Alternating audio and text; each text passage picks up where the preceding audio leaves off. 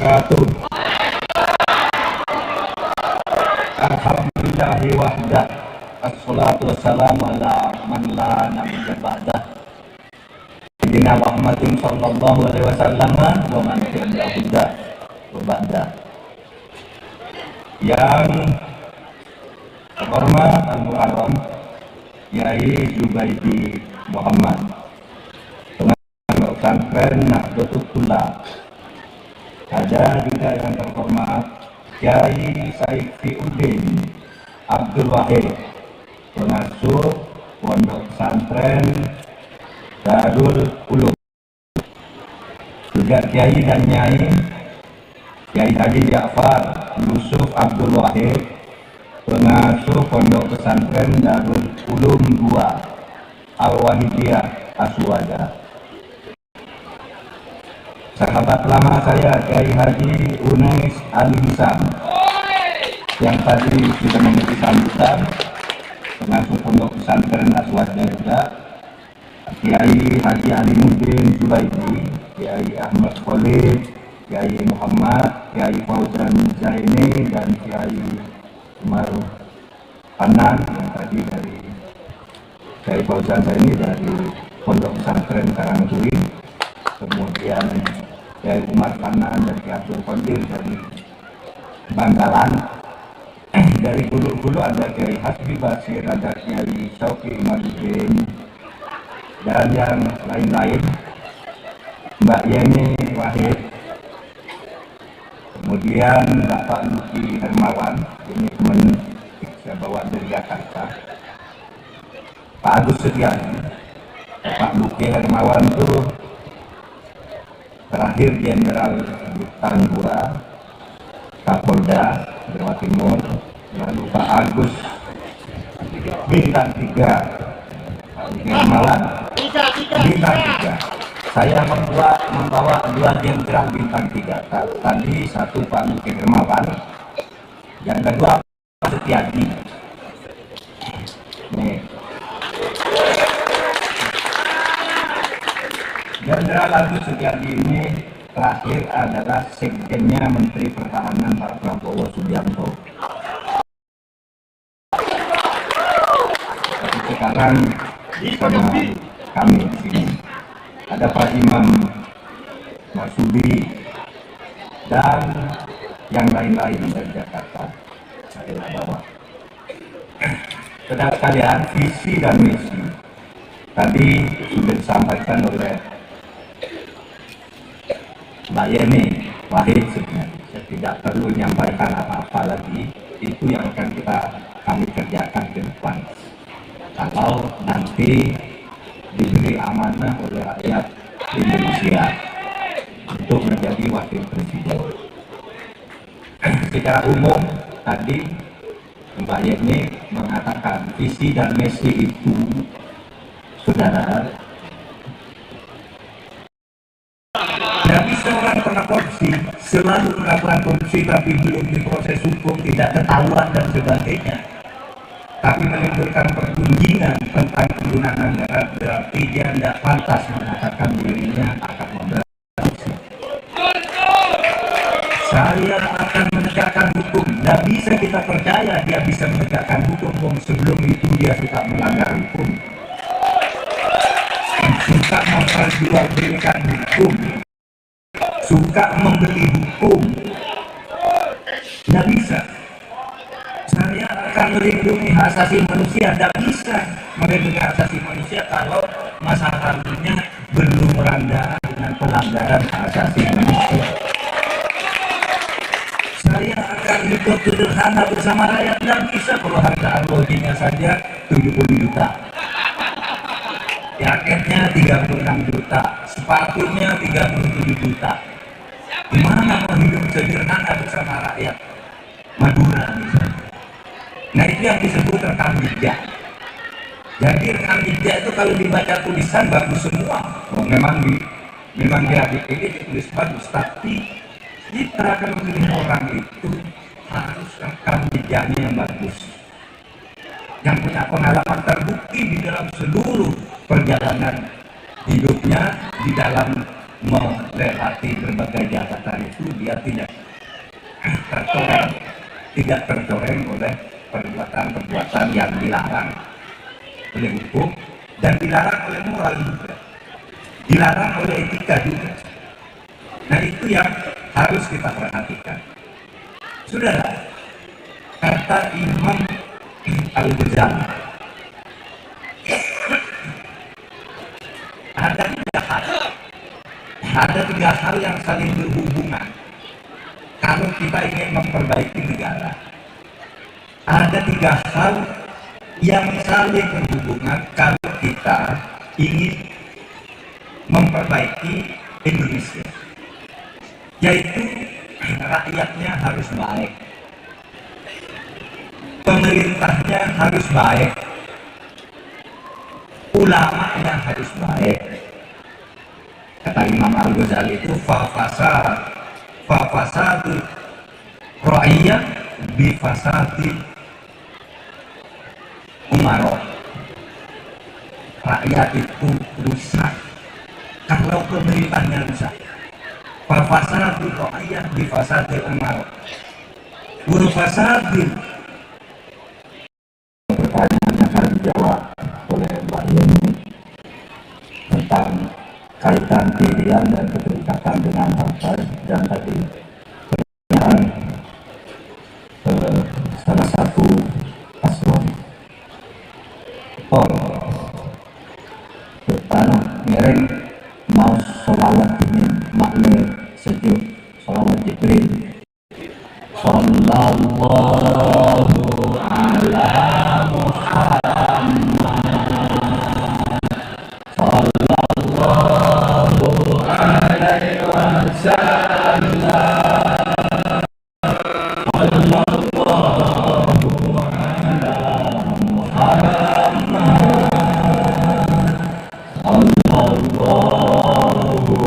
alaihi wasallam. Pertanyaan substansinya pada ketika itu soal jalan tol maupun rel kereta api. Dua masyarakat itu akan ngerti diskusi-diskusi. Insya Allah bisa mewujudkan mengambil perjuangan kita tadi itu keras. Karena masalahnya Kak Dinto tak terlalu berat. Ada yang mengatakan ada saya terpuruk karena tak punya apa tol Madura kan semak jauh 100 km dari Kamal. Senang? 120 kilo dari Kamal ke Bengkalan, ke Sumenep, ke Ujung Timur. Itu kebaik kenapa jalan tol kali? Berarti saya ada bu ketika Dinto, tapi terus diskusi. Berada juga soal kereta api. Mereka dan kalau ketika ini lama ini menabi ajaran dari Kapan, dari Makassar ke Bengkalan, itu naik kereta api. Dari Gurem, stasiun ini Gurem sampai ke Bengkalan, kereta api. Kereta apinya iya, kadang-kadang kereta api tidak berhenti, tak ambu kan toh, saking pelannya kereta api kali itu orang bisa naik sambil nabung naik sudah kan. Nah, berarti semakin musuh itu peninggalan zaman Belanda. Saya yang punya api mak semakin teknologi mulai. Nah, Kak Dinto juga jadi diskusi apa didiskusikan mendalam nang masyarakat, nang kelompok-kelompok masyarakat Madura. Pada situ grup WA namanya Kaangkui Madura. Nah, itu diskusi soal jalan tol di situ. Nang grup WA Kak Dinto beri jenderal lah aktif, pada profesor, pada aktivis LSM diskusikan soal jalan tol Madura sareng rel kereta api. Tapi kenapa baik saya menjadi aspirasi? Itu bisa dipenuhi. Sahabat kan itu memang tugas pemerintah untuk memenuhi kebutuhan rakyat. Ada seorang pesantren mau mendirikan perguruan tinggi. Itu sudah banyak amponnya pesantren saya agar perguruan tinggi. Dalam sebulan terakhir kali itu, Atina, Ampon bisa membantu mengeluarkan 2 pendirian universitas untuk 2 pondok pesantren. Itu kira-kira 2 minggu tak pongkol kan itu SK Menteri Mendiknas tentang pendirian Universitas Al-Muqoyah. 2 minggu kan kita keluar. Lalu seminggu kesatuan kali itu artinya juga ikut membantu Universitas Darussalam di Pondok Pesantren Blok Agung Banyuwangi, Universitas Darussalam. Ketinggian ini panjenengan mengambil pesantren mau mendirikan perguruan tinggi. Itu tidak perlu seorang wakil presiden. Mahfud belum jadi wakil presiden aja bisa membantu. Nanti wakil presiden sudahnya lebih besar lagi. Kalau gitu-gitu gampang. Yang penting administrasinya udah punya ilmu prodi apa saja yang dibuka. Dosen tetapnya sudah berapa? Lulusan S2 dosennya berapa yang mau menjadi dosen di situ? Sukses itu pertama bekerja keras, berdoa. Kata pepatah Arab itu lah yang tapinya kita malam yang kabul hafor wala yanalul ola mantakon sekamar hadar. Tidak akan pernah sukses, tidak akan pernah sukses siapapun ini, santri siapapun atau siapapun, tidak akan pernah sukses kamu semua kalau takut menghadapi tantangan, takut bekerja keras, takut menghadapi risiko. Tidak akan ada orang sukses, orang penakut. Wala yanalul ola mantakon sekamar hadar. Dan tidak akan pernah menduduki kedudukan terhormat siapa yang sebelum berbuat sudah menyatakan khawatir, wah nanti saya tidak bisa, wah nanti saya gagal, wah nanti saya tidak punya uang, wah nanti ini, nanti itu. Tidak akan terhormat. Gagal, itu satu, usaha keras. Lalu doa. Nah, lalu juga takdir Allah. Saya sering bercerita gini, kalau kita berdoa dan Allah mengabulkan, meskipun tidak masuk akal, diciptakan sebab-sebabnya untuk terjadi.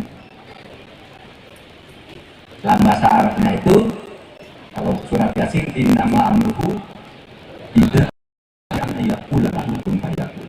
Tapi dalam bahasa Arab yang lebih sederhana dan pendek, dalilnya begini aja. Ya, idza aradallah syai'an hayya'a asbabah.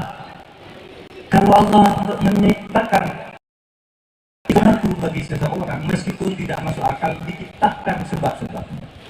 Coba saya orang Madura jadi dosen di Jogja, jadi dosen tidak terkenal, bukan politisi, bukan, tidak mungkin saya itu bisa jadi mentah lagi jabatan lain, menteri jadi dirjen aja ngimpi kali ya. Orang Madura sekolah di Jogja kok ini jadi dirjen. Tapi kalau Allah menghendaki, Allah menciptakan sebab, hayya asbabah, diciptakan sebabnya, maka Allah mengangkat Gus Dur jadi presiden. Nah, Gus Dur jadi presiden, ingat Mahfud. Nah, ini sebab ini. Sehingga kita Gus Dur jadi presiden itu ada anak tuh di Jogja yang dulu sering Indonesia makan, sering kali saya ke hotel kalau mau nginep, sering nemenin seminar gitu. Itu Mahfud dipanggil. Coba kalau Allah tidak menciptakan sebab, sebenarnya bisa jadi apa-apa. Dan sebab yang diciptakan oleh Allah itu karena usaha kita dan doa kita. Sehingga kita bisa menulis sendiri apa yang harus tertulis di Lauhil Mahfuz atas doa dan usaha kita. Oleh sebab itu ganjaran mau apa itu tertulis di Lauhil Mahfuz. Ganjar dan Mahfud itu. Bang Serap, saudara, tidak ada itu Bang Serap. Bang Serap itu begini, itu undang-undang dasar tentang wakil presiden itu bunyi pasalnya dua. Satu, presiden dalam menjalankan tugasnya, presiden dibantu oleh seorang wakil presiden. Artinya dibantu itu artinya punya tugasnya bersama, dibicarakan dengan presiden. Yang jadi ban serep itu hampir tidak ada dulu. Pak Hatta bukan ban serep, Pak Trisno bukan ban serep, bukan ban serep, semua aktif bisa. Nah, karena dibantu oleh wakil presiden sama dengan menteri. Menteri itu kalau menurut tadi pasal 6 ya, dalam menjalankan tugas presiden dibantu oleh seorang wakil presiden. Kalau menurut pasal 17 presiden dibantu oleh menteri. Jadi presiden dan menteri negara itu sama-sama, wakil presiden dan menteri negara itu sama-sama pembantu presiden. Cuma kalau wakil presiden itu dipilih oleh rakyat, menteri itu diangkat oleh presiden. Nah, kenapa disebut ban serep? Itu hanya ada pasalnya sendiri. Kalau presiden mangkat atau berhalangan tetap, kedudukannya sebagai presiden diganti oleh wakil presiden sampai habis masa jabatannya. Jadi ban serep itu hanya untuk kalau presiden berhalangan tetap, meninggal, sakit permanen, hilang, atau menjadi sinting gitu kan. Ya kan waktu jadi presiden dulu 18, kok sekarang sinting. Nah itu tidak memenuhi syarat lagi, ganti oleh wakil presiden. Asal dokter menyatakan itu tidak memenuhi syarat lagi. Itu arti ban serep. Arti ban serep itu hanya kalau presiden berhalangan. Tapi kalau tugas bukan ban serep. Dan itu sudah saya bicarakan